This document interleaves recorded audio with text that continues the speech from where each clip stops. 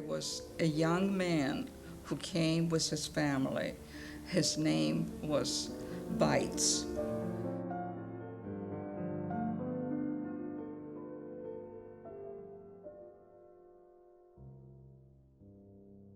The Beitz family was the young man who came to Borislav in 1941 to manage the economic corporate life of the Beskiden Erdölgesellschaft or Karpaten Erdölgesellschaft. I'm alive because of him. A lot of Jewish people are alive because of him. Mr. Beitz became Chief Administrative Officer of the drilling inspection activity in Borislav for the Carpathian Oil Company. He was the Chief Administrative and Finance Officer. Among other things, he was responsible for the company's so-called Jewish labor force. It is clear that at first he didn't realize what was happening to the Jews of Borislav. His idea, according to my dad, was that by getting Jewish labor and by giving them jobs, he will be able to work with the Gestapo and the SS and negotiate some protection. Given the abilities and knowledge of the industry, my father was among very few, a handful of men who worked in the office of the headquarters of the petroleum industry, Beskiden Gesellschaft. And in command of this whole office was a German by the name of Berthold Beitz. And my father worked actually for him with few other men. And in August 1942, they took away my mother and my sister, and I was working out of out of the house. And when he found out that there was a roundup, and they took everybody to the railroad station where they have freight cars, and they loaded them up, and they were about to leave, I don't know, that evening or following day. And my father found out. He and another man was an engineer, the Engelberg was his name. His daughter was also taken away. So they both begged this Beitz if he could do something. So finally they convinced him. So he got into the car and he went to the railroad station. Now, there was a noise, of course, and screams and yellings, and he knocks on every freight car and he yells the name Klinghoffer Engelberg. Klinghoffer was the name of my sister, my mother, and Engelberg. And finally in one of this car, the doors open, and that is my mother and my sister. So they grabbed my sister, and as she was pulling my mother, that SS-man shoved the door and pushed my mother back. And that was the last of my mother. So my sister, then he went to another car, and he picked up this girl, Engelberg, and the two of them survived. There was certainly a crucial experience for him at the train station. He saw small children who were of no use for forced labor being deported. Then it became obvious to him that a mass murder was planned.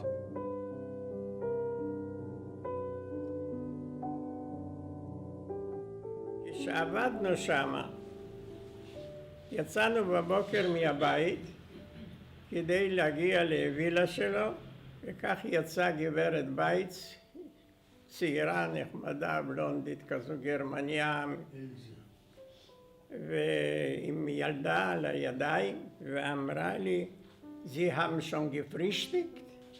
אמרתי שאני מחכה לאבא, אני התכוונתי שאני נאכל יחד עם אבא, אבל הבנתי שאבא נתפס בטח כשעשה את דרכו לבייצים, ואז עזבתי את הדירה שלהם, הלכתי, ובדרך אני נצמדתי על המדרכה כשהובילו יהודים אל תחנת הרכבת. בינתיים הופיע גרמני, ומדהים כפי שהם עלו, ותפס אותי והכניס אותי לתוך המחסן. בפנים היה מצב נוראי. היו שם כ-800 איש כבר שנתפסו, וכל פעם הגיעו אחרים והדלת נפתחה. בסוף אמרו לי, אבא שלך שמה באיזה מקום. הלכתי, פגשתי אותה. פתאום מודיעים שמי שיש לו ער שעבד בבסקידני, לי לא היה דבר כזה, אבל אבא קיבל מבייץ כזה ארבייץ. עד שתורנו הגיע, אבא יצא ראשון, ואני מתחת למעיל שלו, היה לו מעיל גדול כזה, ואני נכנסתי ככה מתחת למעיל שלו בחלקי, וככה יצאתי מהדלת. שם ישבו שני גרמנים, ועל ידם ברטולד בייץ. בייץ אומר, Das ist mein Arbeiter. זה העובד שלי. אז אבל אומר לו הקצין הגרמני, אין, הוא איננו, ist nicht in Liste. התחילו להתווכח, והגרמני לא רצה לשחרר אותי, ובייץ עמד בתוקף לשחרר אותי, ואז אבא ניצל את זה שהם התווכחו, סחב אותי איתו אל הקבוצה ששוחררה.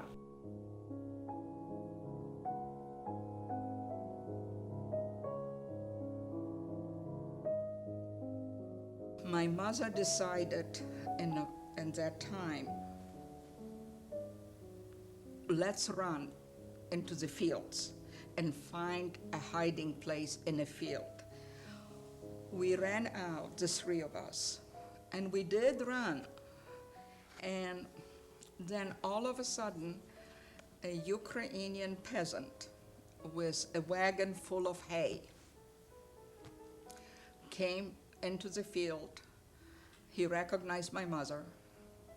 He started shouting, Pani Shorova, that was Mrs. Shore.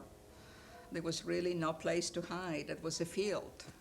He put my mother, me, and my sister on a wagon, and he brought us to Colosseum, which was a movie before the war. We knew one good thing, that my dad knew that we were caught. Beitz told them that I and my mother and my sister, she was so little, will work for him. And we went with him, and he brought us individually to the Mrazhnitsa labor camp.